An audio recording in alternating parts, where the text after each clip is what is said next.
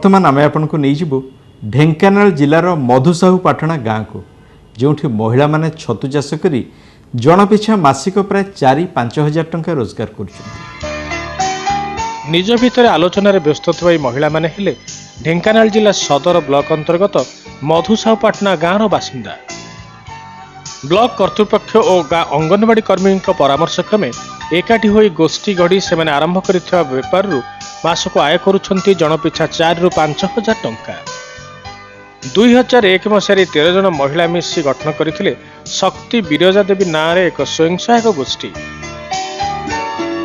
दल गठन करिया परे प्रथम अवस्था महिला माने निज भितर किछि टंका आदाय करी ताकू गाँ निकटस्थ बैंक रे जमा करुथिले। सेमानकर जमा राशि 16,000 टंका होईगला परे सेमाने उठाइथिले प्राय 34,000 टंकार ऋण। से ऋण टंकार सेमाने आरंभ करथिले छतु चाष। आमे प्रथमे 16,000 टंका डिपोजिट कला परे हमको 34,000 टंका मिलिथिला। 34,000 टंका जते मिलिथिला तापरे आमे किछि किछि व्यवसाय आरंभ करी बोली इच्छा करी कि ए छतु बेड आरंभ करथिलु। प्रथमे 200 बेड रु छतु चाष करबा आरंभ करथिले महिला गोष्ठी।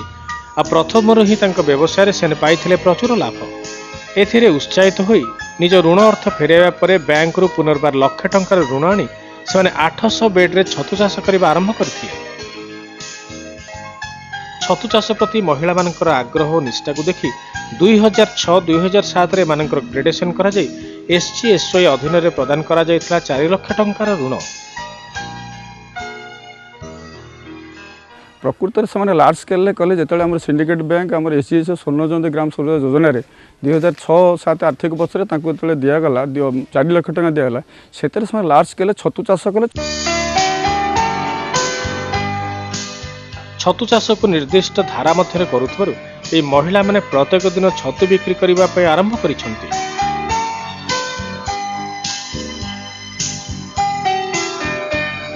दिनकु एई महिला माने एबे प्राय 80 केजी छतु बिकुथिला बेले पाख आखर व्यवसाय माने मध्य एठिको आसी नै जाउछंती छतु। माने प्रतिदिन छतु प्राय पाखापाखि 80 किलो रु 90 किलो पर्यंत प्रोडक्शन करि पारछंती एवं एठी आसी व्यापारी तांको नै जाउछंती। SGSY अधीन रे निज व्यवसाय को बढ़ाइतिबा महिला गोष्ठी एबे लाभांशरु ऋण सुझिबा आरंभ कलानी। एजाय से माने सुझि सालेनी 2,70,000 टंका। धारावाहिक सब मासे प्रति 1 तारिख बसी पैसाटा सुरखुरी कि सुझी आम 2,70,000 पहुँचलुणी सुझापी आउ आमर अच्छी 1.5 लाख भितर रही। आगु को बढ़िबार इच्छा रखिथिबा महिला गोष्ठी छतु चाष मध्य निजको सीमित रखि नाहंती। एहा सहित सेमाने आखपाखर चाषी मानक ठारू मुग हरड़ इत्यादि किनि आनी ताकू पैकिंग करी बिक्री करुछंती। संगठित होई श्रृंखला भाव में काम करुथई शक्ति बिरजा देवी स्वयं सहायक गोष्ठी इतिमध्य पाई सारिलाणी एकाधिक पुरस्कार।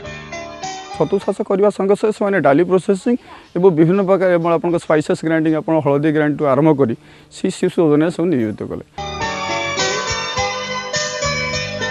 ठिकणा भाव में करिपारले छतु चाष बेस लाभजनक हो पारे ताहाकू प्रमाणित करिसंती मधुसाहुपाटणार महिला माने आ अन्य गाँ गहल महिला को देखै दैछंती रोजगार आउ एक बाट।